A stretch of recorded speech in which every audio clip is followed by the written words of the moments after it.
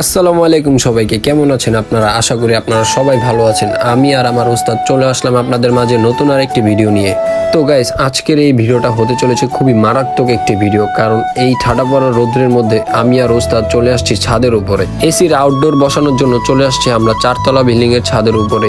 আর উপরেই এমন পরিমাণের রোদ, কি বলবো, এই রোদের মধ্যে আমি এদিক দিয়ে ব্লগ শুরু করছি আর এদিক দিয়ে আমার ওস্তাদ দেখি যে পিছনে আউটডোরের অ্যাঙ্গেলটা উনি ফিটিং করতেছে। তো আমি একটু এদিকে আশেপাশে যখন ঘুরে দেখতেছি, নিচে তাকিয়ে দেখি যে আমার দুজন টিম মেম্বাররা কোথায় জানি যেতেছিল। আমি উপর থেকে ওনাদের ডাক দিতেছি কিন্তু ওরা খুঁজেই পাইতেছিল। পরে অনেক ভাই আমাকে দেখাইতেছে ওই যে আমি উপরে। ওস্তাদ আমাকে ডাক দিয়ে বললো, সাব্বির নিচে কিছু মালামাল আছে, ওগুলো নিয়ে আসুন। তো সিঁড়ি দিয়ে উঠার সময় দেখি কত সুন্দর কিউট একটা লক্ষ্মী বিড়ালের ছানা শুয়ে আছে, দেখতেই সুন্দর লাগতেছে মাশাআল্লাহ। তো কথা না বাড়ায় আমি চলে আসলাম উপরে। তো আপনারা দেখতেই পারতেছেন আমার হাতে আর জায়গা নাই দেখে আমার গলার ভিতরে আমি ইনসুলেশন পাইপটা ঝুলাই রাখছি। ওস্তাদরে বললাম, ওস্তাদ আমি তো সবকিছু নিয়ে এসে পড়ছি। ওস্তাদ আমাকে বলতেছে, নিয়ে আসছো ভালো কথা, তুমি ছাতিটা নিয়ে চালু আসো আমার এখানে, কারণ এখানে অনেক রোদ। তো যাওয়ার সময় দেখতেছি এত সুন্দর আম, কি বলবো ভাই রে ভাই, 2 কালারের আম। ওস্তাদ আমারে বলতেছে যে আমের দিকে নজর না দিয়া কাছের দিকে ফোকাস করতে, কারণ এমন রোদ উপরে। ওস্তাদে আমারে বলতেছে আমি যদি উনার মাথার উপর ছাতা না ধরি তাহলে উনি নাকি শেষ হয়ে যাবে। অনেকক্ষণ রোদের মধ্যে কাজ করার পর আমি নিচ থেকে যে একটা ঠান্ডা পানির বোতল নিয়ে আসি, কারণ পানি না খেলে দুজনের অবস্থা এমন পরিমাণে খারাপ হবে যা বলার বাহিরে। আমরা কাজের পাশাপাশি আমাদের শরীরের যত্ন নিব, কারণ শরীর সুস্থ না থাকলে আমরা কোনো ধরনের কাজ করতে পারবো না।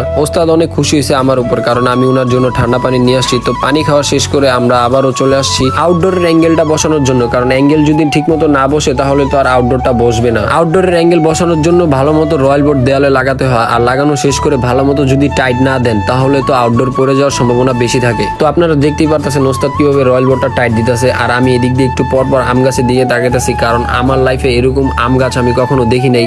একটা আম গাছে 2 কালারের আম কিভাবে সম্ভব ভাই, সব আল্লাহর সৃষ্টি। তো আমগুলো অনেকক্ষণ দূর থেকে দেখার পর আর ভালো লাগতেছিল না, তাই আম গাছের সামনে এসে আমগুলারে ধরতেছি। ভাই কত সুন্দর ভালো লাগতেছে। তো আউটডোরের অ্যাঙ্গেলটা পরিপূর্ণভাবে লাগানোর পর আমরা নিচ থেকে যে দুজনে মিলে আউটডোরটাকে উপরে উঠাইছি 4 তলার উপরে। আমি ওস্তাদকে জিজ্ঞাসা করলাম যে ওস্তাদ, আউটডোরটা নিচ থেকে উঠানোর পর আপনার ফিলিংসটা কেমন হইতাছে? ওস্তাদ আমারে বলতেছে যে বাইরে যতক্ষণ কাজ করলাম তার চেয়ে ডাবল কষ্ট হইলো আমাদের এই 4 তলা উপরে আউটডোরটা উঠানো। অল্প কিছুক্ষণ রেস্ট নিয়ে দুজনে মিলে আউটডোরটাকে সম্পূর্ণভাবে অ্যাঙ্গেলের উপর বসিয়ে, তো আমার অবস্থা দেখতেই পারতেছেন কি হয়ে গেছে। আমার অনেক গরম লাগতেছিল, তাই আমি ওস্তাদকে বললাম একটু নিচে গেছিলাম। উপরে এসে দেখি ওস্তাদের কোনো জায়গায় খুঁজে পেতাছি না। ডাইনে বামে তাকায় দেখতেছি যে নাই। আমি তো মনে করছি ওস্তাদ উপর থেকে পড়া নিচে ফিট হয়ে গেছে, কিন্তু আয় হায় এটা কি? আমি তো ওস্তাদকে দেখে পুরো ভয় পেয়ে গেছিলাম। পরে জিজ্ঞাসা করলাম, ওস্তাদ এটা আপনি কি করলেন? বলতেছে তুমি যে নিচে গেছিলা তার জন্য আমারটা আমি নিজে ছাতে ধরছি। আসলে আমি নিচে যে অনেকক্ষণ টাইম ওয়েস্ট করছি, তার জন্য উপরে আইসা দেখি যে ওস্তাদের নাকি আউটডোরটা পুরোপুরি ভাবে কমপ্লিট করে ফেলছে। তো গাইস, আজকের এই ভিডিওটি এই পর্যন্তই। ভিডিওটি কেমন লেগেছে তা অবশ্যই কমেন্ট বক্সে জানিয়ে যাবেন। যদি ভিডিওটি ভালো লাগে তাহলে পেজটিকে ফলো দিয়ে পাশে থাকবেন, আর এই আম গাছটা কেমন লেগেছে তাও অবশ্যই কমেন্ট বক্সে জানিয়ে যাবেন। ধন্যবাদ সবাইকে, আসসালামু আলাইকুম।